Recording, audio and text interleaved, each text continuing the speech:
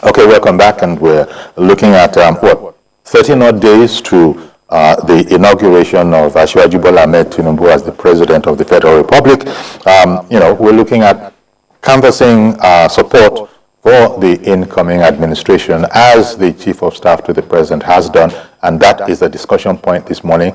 It has ranged from what is even the President, what is even the Chief of Staff's concern in all of this one? That is on the one hand, ranging back to in studio here, where there's been a multiplicity of views. But in the meantime, Mr. George has come on. Good morning to you, Mr. George. Good morning, Yori. Good morning. Good morning to Ken Okolugbo and to Dr. Johnson. Yes. Uncle Yori, I don't know whether Dr. Johnson has also Japan. This is he talks on Skype. I don't know. He left us. he's reaching you from Nigeria. He's reaching you from Abuja. Oh, okay, fine. So we're happy that he's still around. He is very much around still. Yes. Uncle Yori, if the Chief of Staff to the President is listening to me, I would have advised him that he should direct his advice to the cabal inside the House of there. Because these are the same people that didn't want people to be elected as president. We know what they were doing about currency. We know what they were doing about fuel scarcity. We know the role they are playing in integrating the opposition in all these things that are happening to ensure that inauguration does not take place. So if he is making an appeal, he should first of all direct it in-house, right there inside the Apple Rock. If I had an opportunity to talk to him, that's what I would have told him. Okay. With that as it may, there is no reason why one should worry himself about what these elements are doing. It is normal. It's normal in the sense that when something that is good is coming, the opposition against the goodness is always very strong. And that is why we see that there is so much opposition against the emergence of Tinubu. The number of people in this country who are enjoying the rock at the expense of the majority of Nigerians, they are very many. And they wouldn't want that exploitation to stop. So why I said it is normal is because what they are doing now is to make sure the status quo remains. But it will not. It's already gotten out of their hands. They are afraid that when Tinubu enters power, they may not have grip on us again.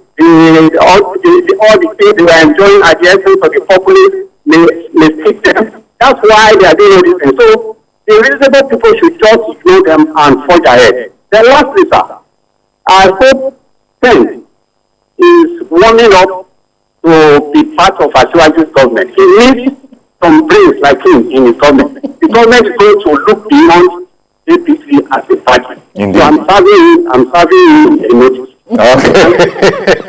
Are you going to give an APC card? Thank you very much. But if I'm handed an APC card, I'm very happy to. Coming back to you, Jide, in Abuja there. You spoke on this earlier, that APC itself, the ruling party, needs to get its house in order, especially when you look at its conduct right through the whole electioneering process, to come up with an aspirant and all sorts of shenanigans that we've got. Even very, very recently, talking about the leadership of the National Assembly and conversations around it, there have been some angry words spoken about its leadership, about the leadership of the party itself. So that sort of just, when you were speaking about the APC itself needs to get its house in order so that it can now look at the nation and, face it with a united sort of a household. Otherwise, where are we going to be? Right now, there is reason to believe that, how does one put it delicately? But that the leadership of the party, shall we say, the incoming executive are not too happy with what they think of as, what is this word now? Instigation by certain people to cause trouble. Well, the foundation for representative democracy is the party system. That's the foundation for representative democracy. And if that foundation is faulty, there's nothing you can build on it. I think that with if I'm given the role of a consultant, I will ask that the national chairman of that party should go and sit down. And talking from the point of view of the shenanigans which you pointed out, if you look at the circumstances surrounding the primaries of the party in the picking of their presidential candidate and the management of the election across board with respect to senatorial candidate or non-senatorial candidate of the party in some certain constituency, I'll ask him to go. And then if you also look at the criticism some of the National Executive Committee members have alleged against him, I'm not too sure that he's running the party in a democratic, consultative, and non-involving manner. Because look, it's about managing success. There shouldn't be too much noise about party zoning offices or doing all of that. This is an age-long tradition within the party. But the most important thing is for you to involve the critical stakeholders in this decision making. Once you involve the critical stakeholders, then you are able to manage the crisis internally. It won't spill over to the national politics. The challenge we are having now is that it has spilled over into the national politics, and you are bringing a lot of issues that we thought have been buried and have been brought to bear in our national conversation. Look, everybody knew quite all right that there will be an inauguration May 29. That is a constitutional matter. You can't stop that. Anyone that lost an election has a right to approach the court. The court will adjudicate on the matter, and whatever the outcome. Let me use the case of Osun for example. There were cases the governor was sworn in, the tribunal nullified his election, the appeal court reinstated him, and then the Supreme Court affirmed the decision of the appeal court. Was there any crisis? Was there any noise? You know, everybody went about their normal business. So that is the beauty of democracy. We have finished election. There is the inauguration is part of post-election activity. Declaration of result, issuance of certificate, inauguration, and then election petition, and then adjudication on those matters are part of the post-election. So one will not disturb the other. And once we have gotten to the final phase, what we need to do is to put all our hands on deck. When Reverend Dominic called, we said Nigeria is in a quagmire. The way you can drive it, when Buhari became the president, they were selling a buffet. If you go to Buka, they were selling it 250 naira. Then it moved to 300 naira. Now they are selling a buffet 1,200 naira, 1,500 naira. In 2015, which is considered a delicacy. The oil is 28,000 naira now. So we know the mess Nigeria is in. Indeed. So the chief of staff can come and say whatever he wants to say. The reality on ground, every Nigerian knows, and that's why we must put all our hands on deck to ensure that everything work out fine. Indeed. We give some support to who has been elected, and if there is a contrary decision, every Nigerian will rally around it. Look at that lady, the elder lady. That attempted the Guinness cooking record, and then she set the record. You see the way Nigerians gave support. They didn't look at her tribe, they didn't look at her religion, they didn't look at her ethnicity. All Nigerians, regardless of their walks of life, supported her. That's the Nigerian spirit. That is what other nations sees in us, and we need to start seeing that in ourselves. Until we see that in ourselves and work together as one nation, as one people, under God, not under religion, under God, then we will not have then we have a nation, and not a divided nation that we are. Ken, did you want to add anything? Because I was... The thing about it is that the truth about it is that it's an APC government. It is. And the people must rally around at this point. It's an APC government. And the APC government is the ruling, encompassing of is the ruling Nigeria, and is the ruling party. So the absolute truth now is that whatever you must do to make the government succeed, you must at this point in time contribute until any other decision comes. Just like we saw talking about Nigerians in Osun, but as George said that he would even like to direct that advice at the APC itself. APC for example. I liked what Dominic said. Was it Dominic or George talked about what happened before the elections? the mess we found ourselves in the Naira exchange. Naira was exchanging for Naira. It's interesting that Emefiele says he wants to go on a 10-month study leave. He shouldn't be granted that 10-month study leave. Let me come back to you because what mess we actually found ourselves in. I lost Kesandu. Yes, I beg your pardon, but I lost Kesandu, who had called in from Owerri, Imo State, and thankfully he's called back. Thank you very much for calling back, Kesandu. Good morning to you. Uncle Yori, good morning. Kesandu came from Imo State. Good morning to your guest. Sure. Uncle Yori, my interest is basically on when the issue of my zone came up and how it's been looked at. Uncle Yori, the truth about it is that, yes, I must tell you, I didn't support the president-elect. And I had my reasons. And I believe my own candidate was better for the good growth and development of this country. But there were some of our brothers, and if you come to my state, my governor and some other people who stood firmly for the cause they believed in. So it is unfair at this material time for people to actually look at our region and look at it like, okay, probably on the basis of what they brought to the big party or anything. Let me also say this. Remember, these were some of the issues we talked about in this past 8 years of Buhari's administration and how the Southeasterners were treated. What will stop the new government, the same APC, because I believe government is continuing. So if they believe at some point that we were shortchanging the previous administration, Buhari's administration, the same APC, why would they consider somebody from the Southeast for this head of any of the legislative houses? It is not too much to ask of. Because if you consider the presidency of this country, how we have presented our argument, you would have seen that, yes, we agree that the president should come to the south. And if you come to the south, there are three tripod stands. It is only the southeast that have not had this year. So why didn't everybody support the Southeasterners to actually get the presidency of Nigeria? Because the South-South have gotten, the Southwest have gotten. Now this is another second term of the Southwest. Now all we are saying is that why don't you take the leadership of the president of the Senate or that of the House of Representatives? See, any of these from my senatorial zone, there's this other woman, and she's the only woman there. Why would you give her the speakership of the House? So it is unfortunate that you people are not really considering the Southeasterners in the scheme of things. And some of them who actually believe in the cause of the APC, please allow them in the state. Consider them. Nigeria, since the president has won, it should be a collective thing. It should not be segregated.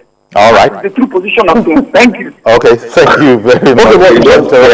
Yes. I'm going to come straight to you, Jide. What I was saying when I talked about the CBN governor and the policies that were there before the elections. Yes, you wanted to stop vote buying, but at the end of the day, you caused so much economic hardship. 3.2% was the projected GDP growth by the World Bank for 2023. What the CBN governor has done has completely disrupted that projection. And the fact is, this was the presidency, because the Attorney General of the Federation was involved. The CBN governor answerable to the president was involved. Was it like a fifth columnist trying to hurt themselves or destroy their own? And to what the caller has said, if I may contribute, I said for people like us, when I was in the PDP, I believed that the presidency should go to the Southeast. I was very vehement about it. I was vociferous about it. And it is unfortunate that the PDP decided to go the way they went. They decided to zone the presidency to the north, which is one of the things that have almost torn that party apart as it is now. I'm happy even Atiku said it himself that the PDP is an unenviable position as it is right now. But he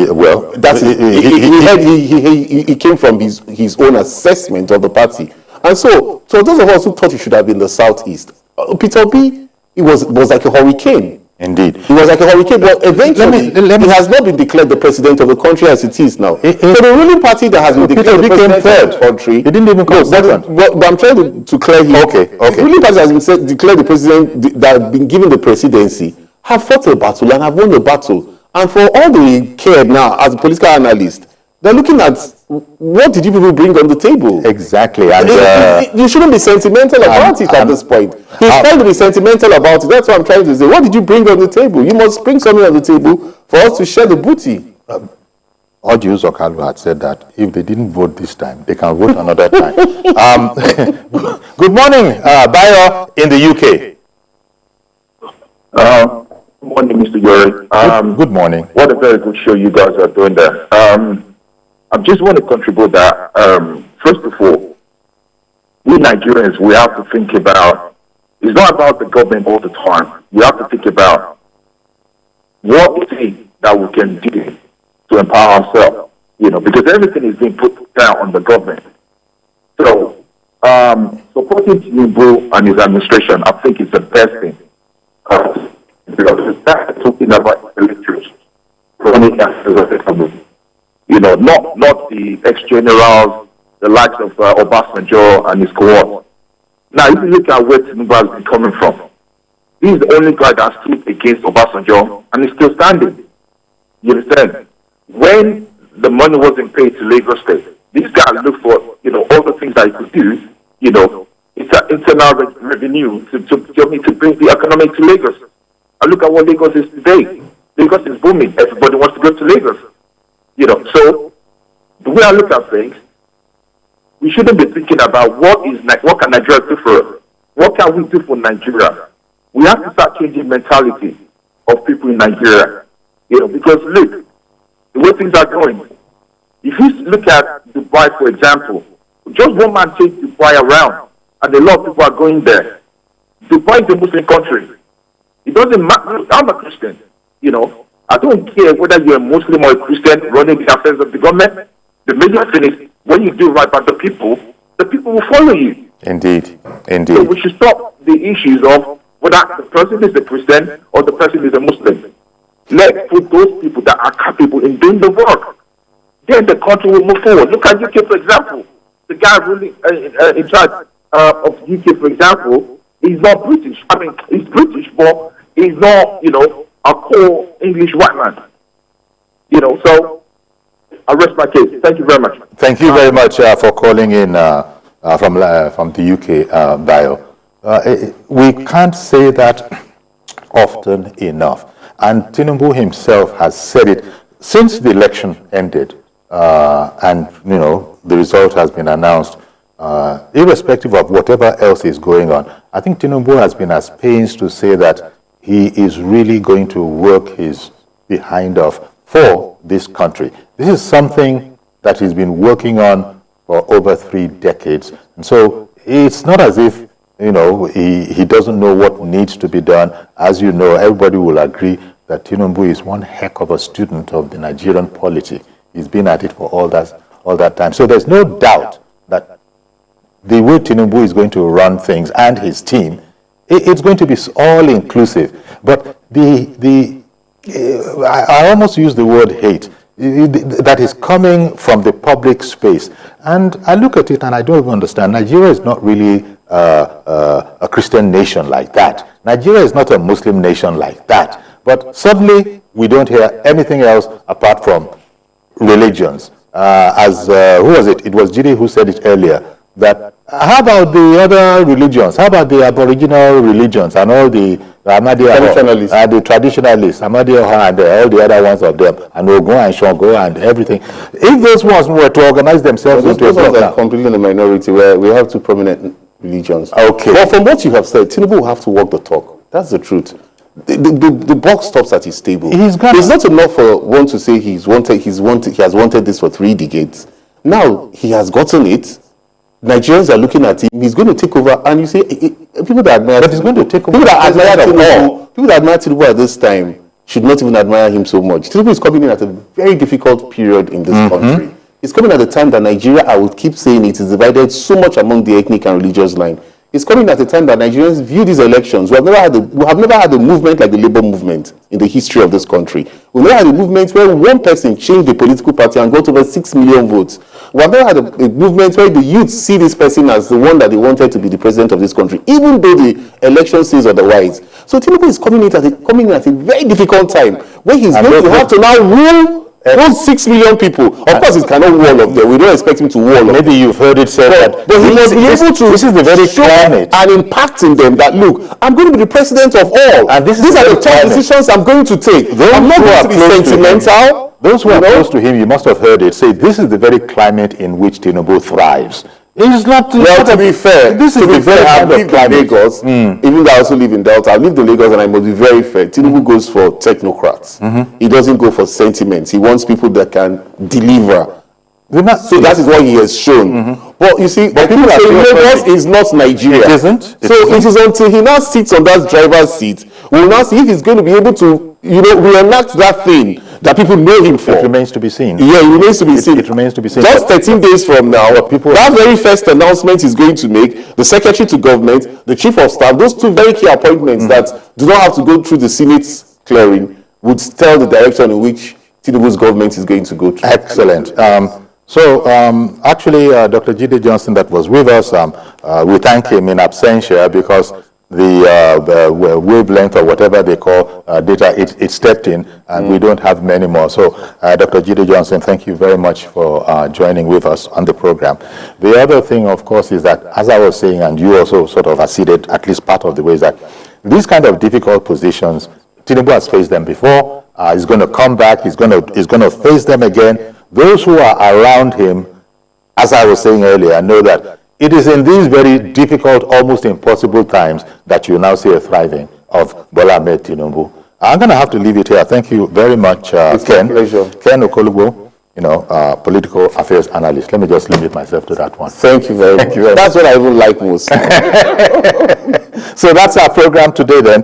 Please join us tomorrow for a fresh edition. I am Yori Folarin. Bye-bye for now.